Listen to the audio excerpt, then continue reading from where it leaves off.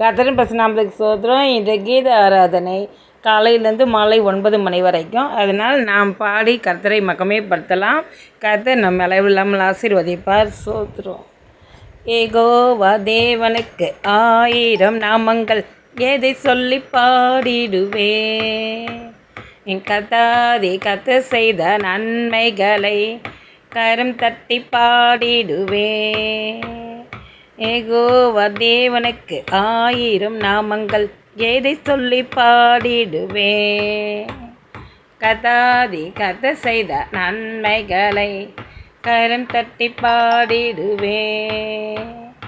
எலோய்க்கு அல்லேலூயா, என்னை நீரும் கண்டீரையா, ஏக்கமெல்லாம் தீர்த்தீரையா.